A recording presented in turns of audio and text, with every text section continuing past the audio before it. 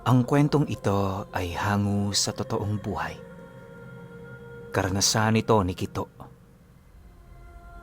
Taong 1974. Kulaba, Biliran.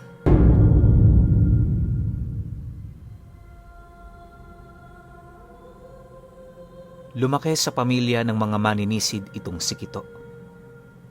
Bata pa lamang siya, ganun na talaga ang hanap buhay nila. Kaya sa kanyang paglaki, natutunan na rin niya ang mga pamamaraan ng kanilang pamilya para kumita. Bukod sa paninisid, may isa pang pinagkakaabalahan ang nanay niya. Ang paninisid kasi nila sa laot pinuno, parte lamang ng palabas nila upang walang maghinala sa kanila. Lingid sa kaalaman ng nakararami, isang manlalason yung nanay niya. At ang kumukuha ng mga sangkap para sa mga ginagamit nitong lason, walang iba kundi sila ng tatay niya. Alam naman ni Kito na masama ang ganoong gawain. Ang kaso lang, sa sobrang hirap ng kanilang buhay, kinakailangan nilang kumapit sa patalim. Yun lang din ang alam nilang paraan upang magkaroon ng ginhawa ang mga buhay nila kahit pansamantala. Dahil sa ganoong sitwasyon, sa lahat ng oras nakaantabay silang mag-ama para protektahan ang kanilang pamilya. Hindi nila hinahayaang may manghimasok sa kadahilan ng alam nila sa kanilang mga sarili na may tsansang makita ng mga ito ang tunay nilang ginagawa. Kapag naninisid sila sa dagat, kalakip ng mga binabantayan nila ay yung isang halamang nakadikit sa kolares na parang itim na bato kung titingnan. May matutulis itong mga dahon at kalimitan itong pinagtataguan ng mga maliliit na isda upang hindi sila mabiktima ng mga maninila sa kanila. Balot na balot kasi ng lason ang halamang yon at sa tamang paggamit talaga namang nakakamatay ito. Bibihira lang din ang kumukuha noon sa kanila, gawa ng wala naman itong silbi. Yung iba nga, ang tingin sa halamang yon, isang basura, pero sa pamilya nila Kito, maituturing yung isang biyaya ng kalikasan. Kalakip ng halamang yon ay yung pangunguha naman nila ng kurakol tuwing tumitila ang ulan. Isa itong uri ng suso na pawang delikasiya para sa nakararami. Subalit para sa pamilya nila Kito, wala na itong ibang halaga maliban sa sangkap ng lason ng nanay niya. Kapag nanghuhuli sila nito, agad nila itong ibinibilad sa initan matapos nilang tanggalan ng suso. 7 araw nila itong ibibilad kung saan wala silang pakialam kahit pagpistahan pa ito ng mga uod. Ang importante, may natirang laman ng kurakol pagkaraan ng 1 linggo. Dahil sa maingat nitong proseso, nangangailangan ito ng matinding pag-iingat. Mapanganib na kasi para sa tao na ihalo ang halaman ng kurakol, lalo na kapag nailubog na yon ng nanay niya sa langis nitong itinatago sa isang malaking kawa. Sa maniwala kayo o hindi, ilang dekada nang nakalagay sa kawang yon ang langis na pinagtutumbungan nito. Sobrang itim na rin ang kulay nun, tapos ang madalas lang doong nakakakita, walang iba kundi ang nanay niya. Nilalayuan kasi yon ni Kito, gawa ng kapag lumalapit siya doon ng ilang metro, nakakaramdam siya ng paninikip ng dibdib tapos pagbigat ng kanyang katawan. Yung tipong namamanhid ang buong katawan niya nang hindi niya maintindihan. Pagpasok ng buwan ng Disyembre sa taong ito, naging maayos naman ang daloy ng salapi sa kanilang pamilya. Sa ilang buwang pagtatrabaho ng nanay niya, nasa humigit 20 katao ang natulungan nito. Siyempre, sila lang din noon ang nakakaalam nang sa gayoy walang magreklamo sa kanyang ina. Akala nga noon ni Kito pinuno, dire-diretso na ang pag-angat nila sa buhay, pero dumating ang isang araw may bumisita sa kanilang isang matandang lalaki na humihingi ng tulong sa nanay niya. Pagpasok pa lang nito sa loob ng bahay, panay na ang pag-iyak nito na parabang isang maliit na batang inagawan ng pagkain. Ang kaso lang, pagtitig niya sa mukha nito, napansin niyang parang matagal na yung pumanaw. Bukod kasi sa namumutla nitong muka, humpak na rin ang pisngi nito, tapos lumuluwa na ang kanyang mga mata. Marami rin siyang sugat sa muka at napakadungis ng kanyang itsura. Saan mang parte ng bahay nila tumungo ang matanda, sinusundan niyo ng kakaibang amoy na halos ikausog naman ang kanyang sikmura. Makalipas pa ang ilang minutong pagmamasid doon ni Kito, agad namang lumabas yung nanay niya, bitbit ang mga tahong at iba pa nilang mga paninda. Paglapit naman ito sa matanda, bahagya naman yung napasilay kay Kito habang inaabisuhan siya nitong tawagin yung tatay niya. Dagdag pa ng kanyang ina na huwag lumapit sa kanilang dalawa at mas mainam na manatili lamang siya sa lugar kung saan siya naroroon. Nang marinig naman niya ang sinabi nito, agad naman niyang tinawag yung tatay niya na kasalukuyang nagbibilad ng mga korakol sa labas. Pagpasok naman nila sa loob ng bahay, nasipat naman nila itong seryoso nang nag-uusap. Yung matanda noon, habang nagsasalita, paiyak-iyak pa na animoy nagmamakaawa. Sa pagpapatuloy ng kanilang pakikinig, napansin naman ni Kito ang kakaiba nitong hinihiling sa kanyang ina. Ayon sa matandang yon, albularyo ang gusto niyang ipalason sa kadahilanang nagtraidor ito sa kanya.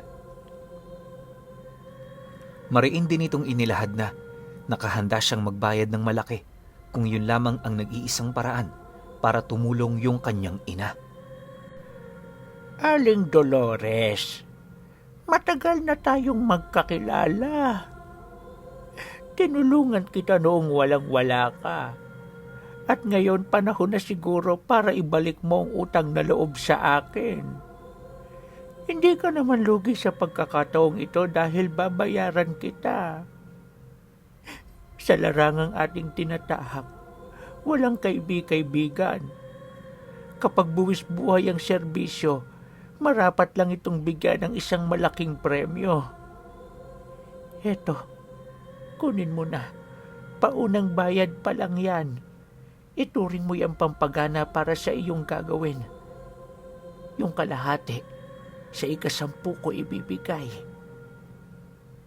Seryosong wika ng matanda. Nang marinig naman yon ng nanay ni Kito, bahagya naman yung napasilay sa kanila na parabang naghihintayo ng kasagutan sa kanyang ama. Subalit nang mapansin naman ito ng matanda, muli yung nagpaalala sa kanyang ina ukol sa pinagsamahan nila. Pasensya ka na, Aling Dolores, pero ayaw kong marinig na tatanggi ka sa inaalok ko. Isang albularyo lang yun. Alam kong kayang-kaya mo yun. Tsaka isa pa, tutulong din naman ako eh. Hindi ako pwedeng maghintay dahil habang tumatagal, mas lalong kumakapit sa aking katawan ng sumpang ibinigay sa akin ng taong yun. Sige na, Aling Dolores, kumilos na tayo. Dagdag pa ng matanda. Matapos naman itong makapagsalita, agad naman yung umalis. Bago nito nilisan ang bahay nila Kito, nangako itong sa susunod na araw, babalik ito para magtanong ukol sa pag-usad ng trabaho ng nanay niya. Pagkalahad naman ito ng mga bagay na yon, dali-dali naman yung lumisan na parabang ayaw nitong makarinig ng mga salitang nagmumula sa kanila. Sa pagbalik ng katahimikan, dahan-dahan naman nilang nilapitan yung nanay niya. Si Kito noon, sagad na hanggang buto ang kaba Sa kadahilan ng yon ang kauna-unahang pagkakataon na may nagbayad sa kanila para pumatay ng isang albularyo. Kalimitan kasing nilalaso ng nanay niya, kung hindi mga mamamatay tao, mga taong nagkasala sa kapwa nito. Dahil sa ganun itong prinsipyo, itinuturing siya ng iilan bilang gabay ng kanilang mga paghihigante sa mga nang-aapi. Ngunit sa pagkakataong yon, isang sugo ng Diyos ang ipinagbabalak sa kanyang ipapatay.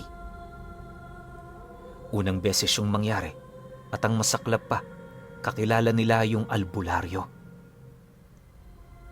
Alam din ng nanay niya kung gaano ito kalakas, kaya halos hindi nito maisip kung papaano nito maisa sa katuparan ang gagawin niyang panglalason.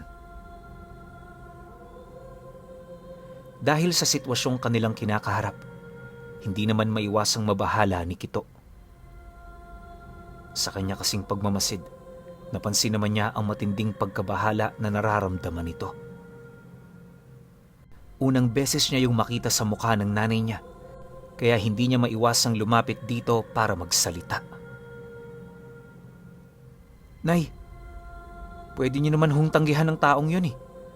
Tsaka isa pa, kung siyang kakalabanin natin, may tsansa tayong manalo. Kung ako sa'yo, Nay, siya na lang ang lasunin mo. Humingi tayo ng tulong sa albularyo. Baka naman ho, magkaintindihan kayo." Bungad na wika ni Kito sa kanyang ina. Subalit, nang marinig naman ito ang kanyang sinabi, bigla namang kumunot ang noo nito, sabay lapit sa kinaroroonan niya.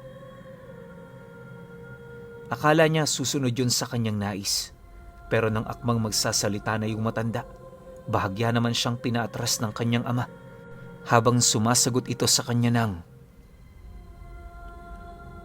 "Kung ganyan lang sana yan kadali, anak, yan din ang gusto kong ipagawa sa nanay mo. Ang kaso lang, hindi tayo papanigan ng mga albularyo. Kung yung taong yun ang ating kakalabanin, sa tingin mo ba may tsansa tayo doong manalo?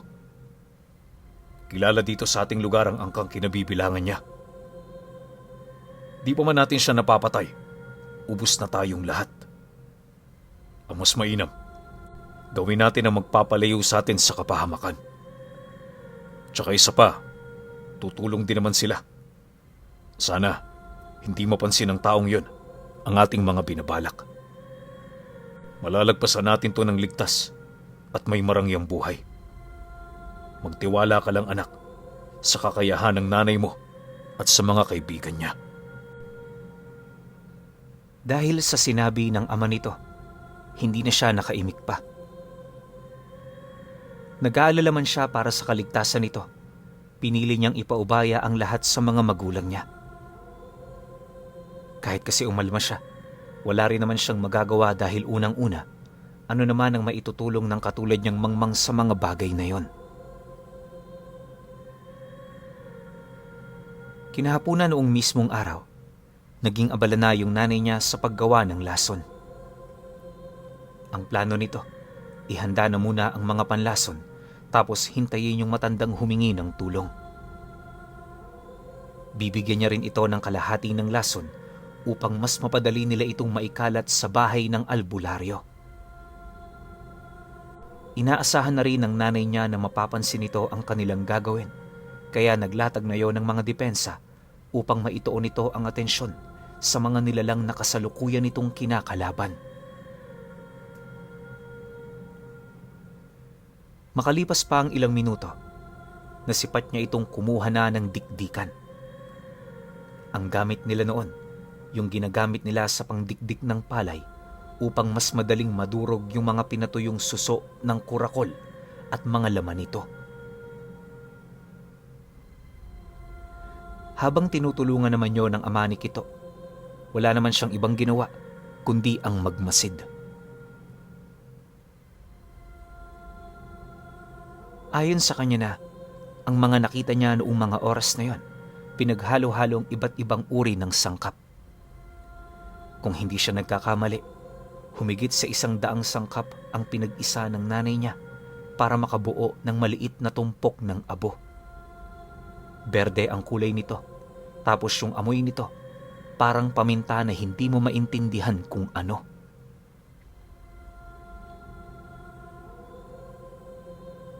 Matapos naman yung gawin ng mga magulang niya, doon na inilabas yung pinakatago-tago nilang halaman na ilang buwan na nilang isinuksok sa kanilang mga damit sa aparador. Hindi rin yung tinurog ng nanay niya, bagkus ipinatong lang niya ito sa abong hawak-hawak niya.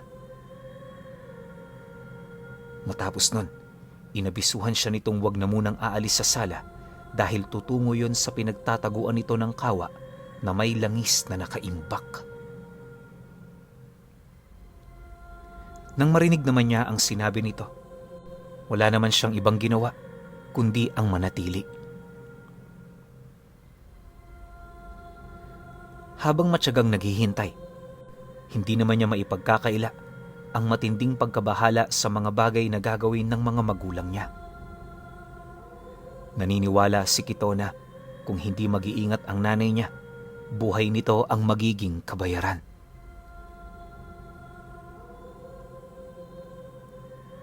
Pagkaraan pa ng ilang oras na paghihintay, lumabas ito bitbit ang isang telang itim na may kung anong bagay na nakatago sa loob. Pagpakita naman ito sa kanila, doon bumungad sa kanya yung mga malabatong animoy gawa sa durug-durug na luwad. Hindi niya mawari kung ano yon, sa kadahilanang yon ang kauna-unahang pagkakataon na makasilay siya ng ganoong bagay. Kadalasan kasi sa mga lasong ginagawa ng nanay niya, kung hindi malapot na langis na isinasaboy nito sa hangin, mga parang tain ng ibon na nasa humigit 3 hanggang 5 piraso. Isinasabay niya yon sa mga insekto upang mas mabilis niyang mapasok ang katawan ng kanyang mga puntirya. Matapos naman niya itong masilayan, agad din naman yung itinago ng nanay niya. Hindi naglaon, napangiti lang naman ito habang nagwiwika sa kanila ng, "Handa na tayo. Ngayon ang kinakailangan na lang nating gawin ay maghintay. Kito, maglinis ka na muna sa kusina. Yung mga pinggan doon, hugasan mo." Kasabay ng pagwika ng kanyang ina, ay ang pag-upo naman ito sa tabi ng kanyang ama para magpahinga. Inaasahan naman niyang mangyayari ang ganoong bagay, lalo pat matagal na niyang alam na nakakaramdam ito ng matinding pagod sa oras na gumagawa yun ng lason. Lumipas ang araw na yon, naging maayos naman ang lahat. Pagsapit ng sumunod na araw, muling bumisita ang matanda, kasama ang 3 nitong kalahi. Halos paika-ika na rin yon sa paglalakad at sa estado nito, parang malaki na ang kanyang pinayat. Isipin ninyo, noong nagdaang araw, napakalakas pa ng taong yon. Tapos yung katawan nito, mapapansin mo pa roon ng mga umbok. Pero nung umagang yon, butot balat na ang katawan nito. Tapos sobra pa yun sa matandang uugod-ugod kung maglakad. Hindi mawari ni Kito kung ano nangyari rito. Pero ayon sa lalaki, epekto na yun ng sumpang bumabalot sa kanyang katawan. Isa yung matibay na senyales kung gaano kalakas yung sumpang ibinaon sa kanya nung albularyo. Sa pakikipag-usap naman dito ng mga magulang ni Kito, nailahad nung nilalang ang mga detalye ng kanilang plano. Lahat ng pwedeng magamit dinala na nito, kahit yung mga kagamitan ng pangkukulam na likas namang walang alam ang kanyang ina. Pagkaraan pa ng ilang minutong pag-uusap, nagbigay ito ng abiso ukol sa gagawin ng mga tauhan nito pagpatak ng dilim. Ayon sa nilalang na yon, susubukan nilang itoon ang atensyon ng albularyo sa lahi nila nang sa gayoy hindi na ito mag-isip pa ng kung ano. Makikipaglaban sila doon hanggang kamatayan habang itong nanay naman ni Kito pasimpleng magpapalipad doon ng lason. Kahit alam nitong maraming magsasakripisyo sa kanilang hanay, mariin niyong naniniwala na tanging yun lamang ang pinaka-epektibong paraan.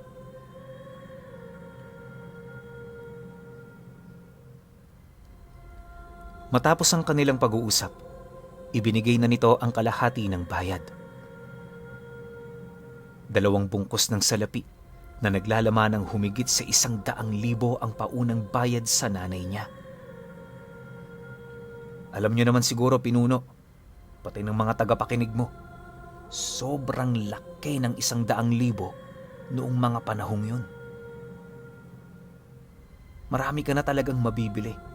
At kung matipid ka, kahit ilang taon mo yung gastusin sa pang-araw-araw.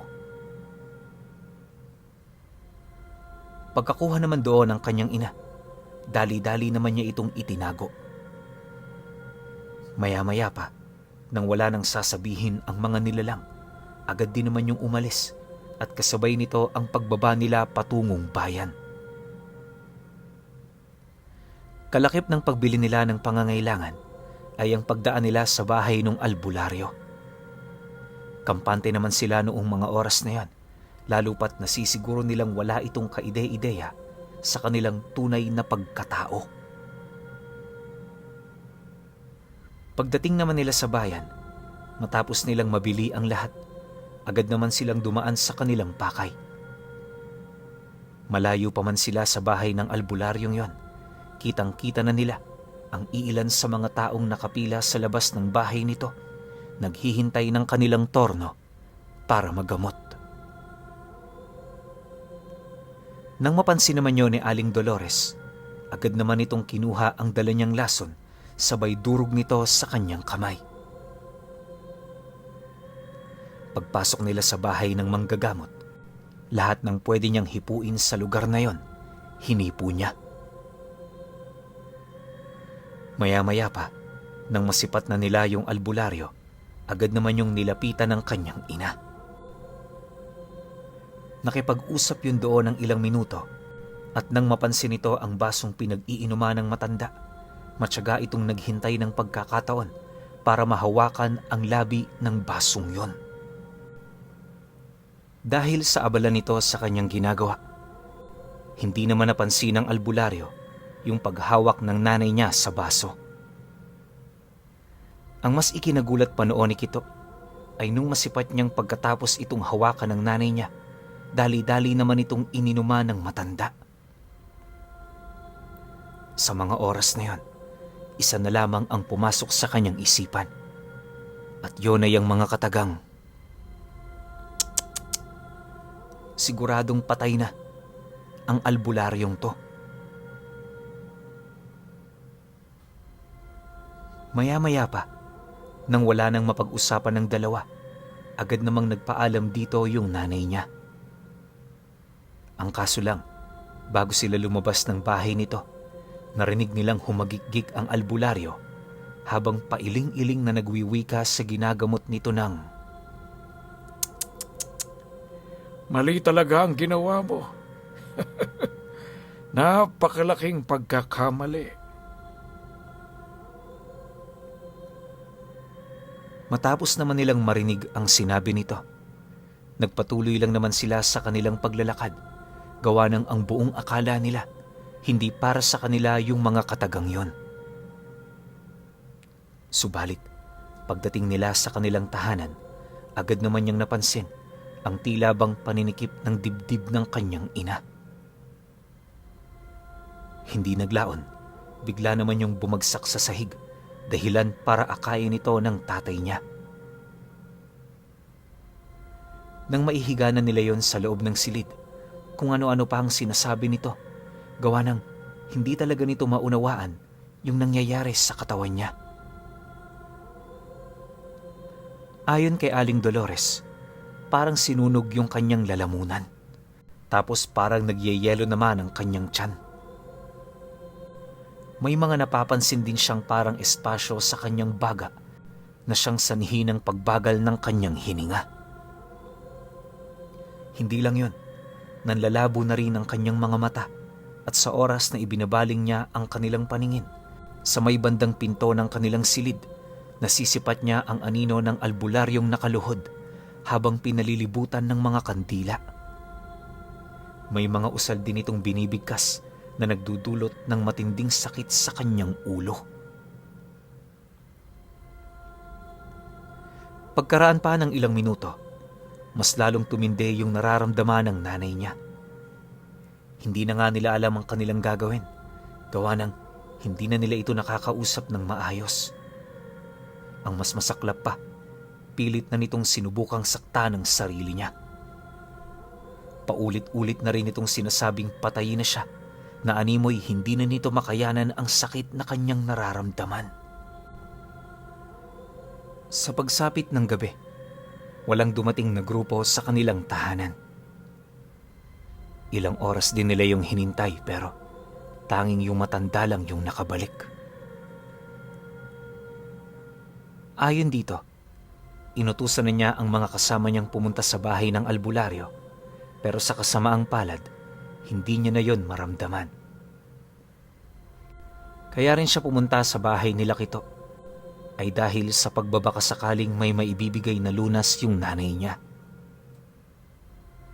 Subalit nang masipat nito ang kalagayan ni Aling Dolores, maging ito man ay hindi makapaniwala. Bago sumapit ang hating gabi, nagdeliryo na ang nilalang na yon kasama yung nanay niya. Ang kanyang ama naman, kung ano-ano na ang inilalagay sa katawan ng kanyang ina, na animoy nagbabaka sakaling makakatulong ang mga bagay na yon.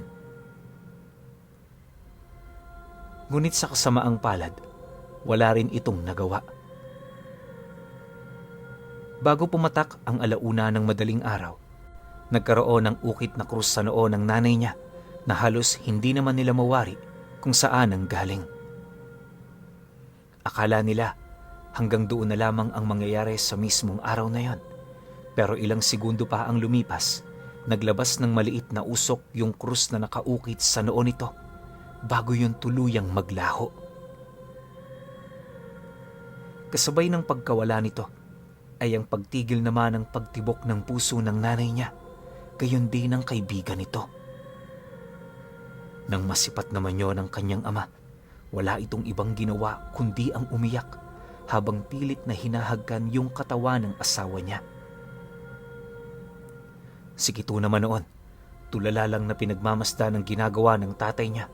Animoy hanggang sa mga oras na yon, halos di pa rin siya makapaniwala sa mga nangyari.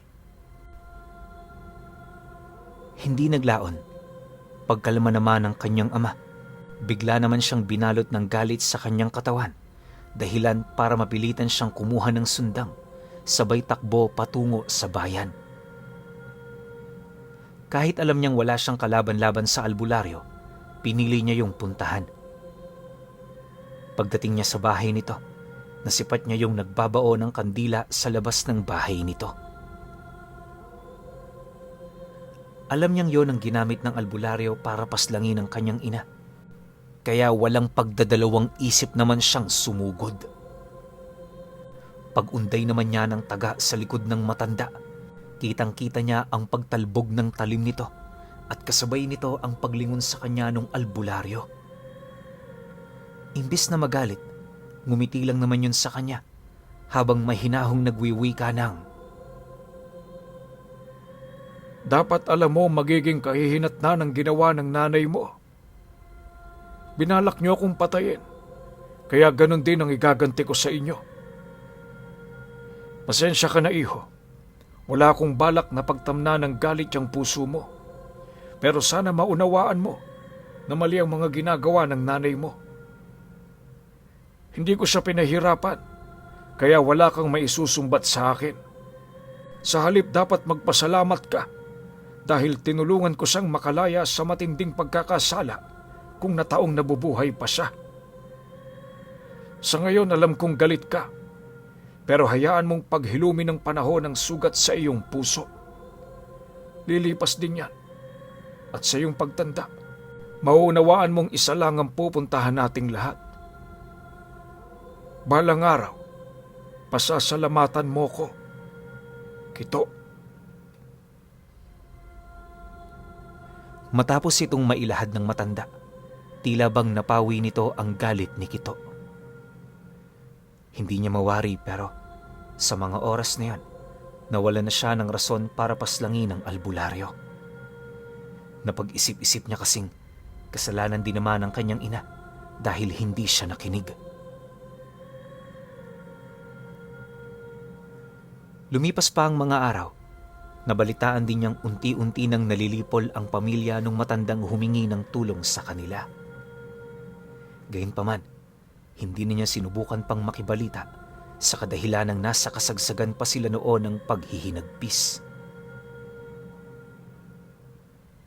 Sa paglipas pa ng mga taon, nawala ang galit na dulot ng pagkamatay ng kanyang ina. Yung salaping ibinigay sa kanila ng matandang aswang, ginamit nila ng tatay niya para makalikha ng isang maliit na hanap buhay. Wala silang ibang hangad noon kundi ang makaraos sa pang-araw-araw. Sa estado naman ng albularyo, nagpatuloy ang panggagamot nito. Alam niyo, Pinuno, ilang beses pang nilapitan ni Kito ang matandang yon bago ito tuluyang kinuha ng Panginoon. Ngayong matanda na siya, patuloy pa ring namumutawi sa kanyang alaala ang albularyong naging daan sa pagkamatay ng nanay niya. Pero malaki talaga ang pagpapasalamat ni Kito sa albularyong yon dahil alam niya sa kanyang sarili na ito ang gumawa para mabura ang lahat ng kasalanan ng kanyang ina sa pamamagitan lamang ng paghilamos sa kaluluwa.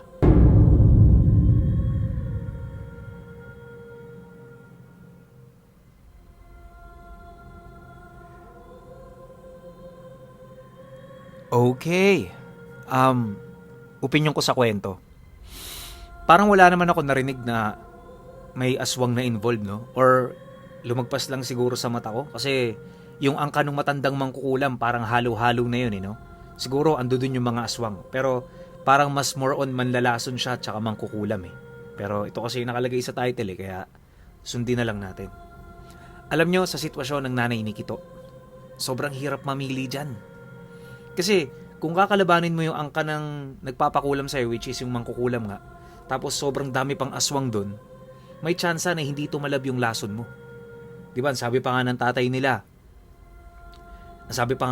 niya, hindi pa man natin napapatay ang matanda na yan, ubus na yung lahi natin. So ibig sabihin, ganun sila kadelikado. Dito naman sa side ng manggagamot, siguro ina-expect ng nanay niya na mahina lang yun, kayang-kaya niyang durugin. Ending, di pala. Kasi nga sugo ng Diyos yun, eh. Malay ba natin kung divino pa to, di na lang siguro nabanggit. Diba? Tsaka, dun pa lang sa punto na yung hindi nyo kayang angkan, pinaparusahan na ng manggagamot, kayo pa kaya? Anong laban nyo dun? Diba? Pero no choice kasi talaga yung nanay ni Kito, eh. Para kasing nakalak siya ron, eh. May utang na loob, eh. Diba? So ako, para sa akin, kawawa rito yung pamilya ni Kito. Diba? Di naman nila pwedeng hayaang mamatay yung humingi ng tulong sa kanila kasi sila naman ang gegerahin ng kamag-anak nun. Maganda lang dito na hilamusan yung kaluluwa ng nanay ni Kito. So lahat ng kasalanan ginawa nun, lahat ng pinatay niya, wala na yon, na-clear na yon. So ending, may chance rin na umakyat sa langit. Pero syempre, wala naman nakakaalam nun, di ba? Siguro 50-50, pwedeng nakakyat, pwedeng hindi. Pero kayo, kung may opinion kayo sa kwentong ito, comment nyo lang sa baba. Yun lang. Hanggang sa susunod na kwento. Salamat.